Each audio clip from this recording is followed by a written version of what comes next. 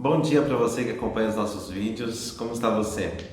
Existe um famoso pensamento que diz assim: felicidade exposta é vitrine para a inveja. Já viu alguma pessoa invejosa?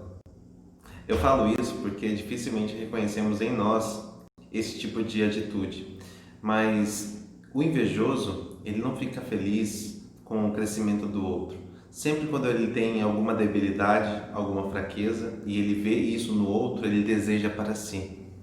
Esse tipo de pessoa, Daniel teve um encontro com eles. No capítulo 6 de Daniel, menciona que o rei Dario, nós falamos um pouquinho ontem da queda de Babilônia, o rei Dario, ele então assume ali, e Daniel é colocado como um dos principais, um dos três principais do reino. Ele se torna conselheiro do rei, e agora essa função, esse cargo, gerou muito conflito entre os líderes daquele local e despertou muita inveja.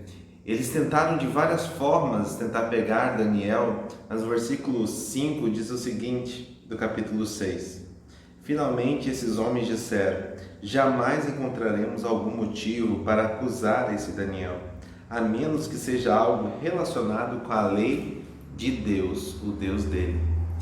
Eles observaram a vida de Daniel e não conseguiram ver nada que pudesse denunciar a Daniel, entregar a Daniel, porque Daniel ele era realmente um homem irrepreensível. Será que hoje, se seus amigos, as pessoas que estão à sua volta olhassem para você, será que ele conseguiria ver realmente o servo do Senhor irrepreensível? Daniel realmente fez a diferença. O texto bíblico menciona que ele tinha 3 momentos de oração. E alguns já chegaram para mim e falaram assim: eu também faço oração 3 vezes. Eu faço oração na hora de levantar, na hora do almoço e na janta, antes de dormir. E não é desse tipo de oração que Daniel fazia. Daniel tinha 3 momentos de oração. Então todos viam que Daniel era um homem que servia a Deus.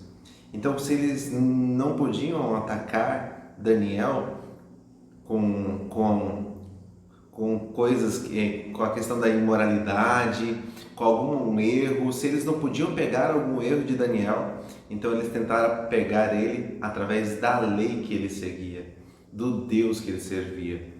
E Daniel, ele era muito fiel. Então eles chegaram e convenceram o rei Dario de adorar, colocar ele como o único que deveria ser adorado. Iludiram ali o rei e o rei fez o decreto. O decreto naquele período, quando o rei selava, era a palavra dele, ele não poderia voltar atrás. O rei Dario gostava muito de Daniel, só que Daniel, mesmo em meio à pressão, mesmo em meio à dificuldade, ele não deixou de orar a Deus. Ele podia fazer escondido, mas ele sabia exatamente em quem ele confiava, quem era o Deus dele. Daniel se posicionou ao lado de Deus, foi para a cova dos leões e o anjo do Senhor o protegeu. Ele foi no outro dia liberto daquele local, e os invejosos que prepararam ali a cova dos leões para Daniel, eles tiveram que enfrentar essa cova. Que triste fim, não é verdade? Muitas vezes, eu quero tirar algumas lições aqui.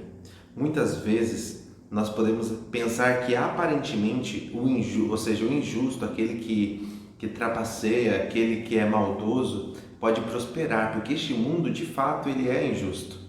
Mas você nunca pode se esquecer que Deus vê todas as coisas.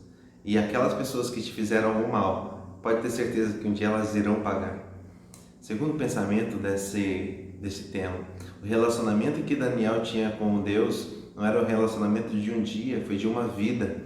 Daniel tinha momentos de oração e por isso ele pôde testificar do Senhor no momento correto.